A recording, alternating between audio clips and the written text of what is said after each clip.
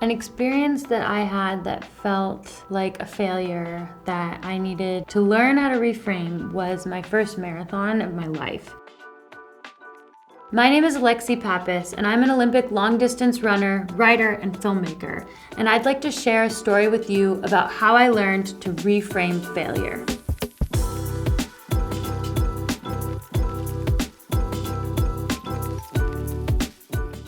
It was in Chicago, and it was after the Olympics, so there was a lot of pressure and expectation from myself and from the world because I was moving up from the 10K on the track to the marathon. There's a lot of anticipation for a marathon debut, and I remember I was nervous before, so I prepared, I was healthy, I towed the line, but I had not done anything even remotely close to that distance, so I really had no idea.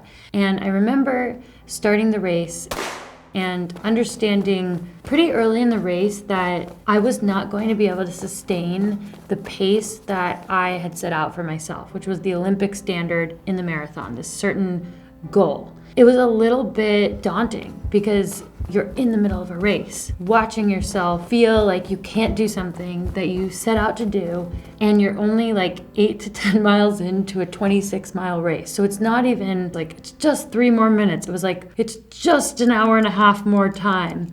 And I remember I had a choice to make. Do I keep going or do I drop out? A lot of professional athletes would have dropped out of this race because they wouldn't want, like, on their record this time that they didn't want. And then I heard people like along the side of the course, and this can happen in a marathon, and they were screaming bravey, and it allowed me to step outside of myself and understand that while I couldn't accomplish my goal, I could still accomplish a goal. It was a moment where I had to allow myself to change my goal in the middle of a task. And I don't think that's always the right thing to do, but it was the right thing to do because I knew I could finish the race. So I reframed my goal. It was finish the race, do the best you can.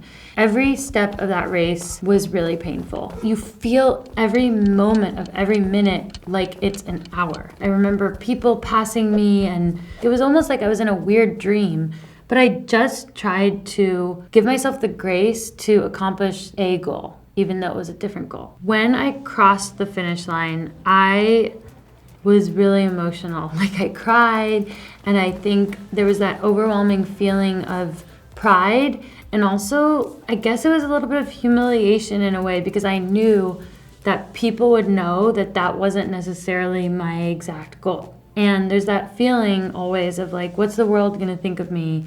And was that the right thing to do? Then the interviews started. And right away, like when you're an Olympian at the finish line, there's a lot of press. The press was very much geared towards that. That probably wasn't what you were expecting. How do you feel? And it was angled towards this like failure attitude. And I realized that I had a choice to make. I could buy into the narrative that these reporters were almost feeding me of like, you must be disappointed.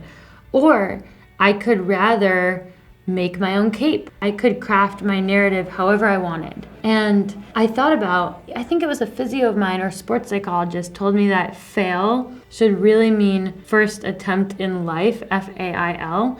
And I thought that was so sweet. So I chose to talk about it with pride, and that it was a humbling experience, but I'm so proud. And I realized that I could even convince myself that it was more of a success than it was if I chose to talk about it a certain way, label it as a first attempt in life rather than a failure. It was a lesson for me in understanding failure or challenge as a type of happiness, because there was something really beautiful about watching myself make that adjustment, finish the race. Like, there was something really like, you know, when you think about looking at your past self, like your middle school self, and you just love the person. I felt like that in the present, where I was like, oh no, I love the person that was able to push through. And it also taught me that we craft our own narratives. People will respond to the energy that you give them about yourself. It's really powerful how you decide to like present yourself. And as an athlete, it's important, but I think just as a person, I tried, and I think I taught myself how to make my own cape and craft my destiny and accept that I had work left to do. Like, I want to run a faster marathon, and I did eventually, but I could still see that moment as a different kind of success rather than failure.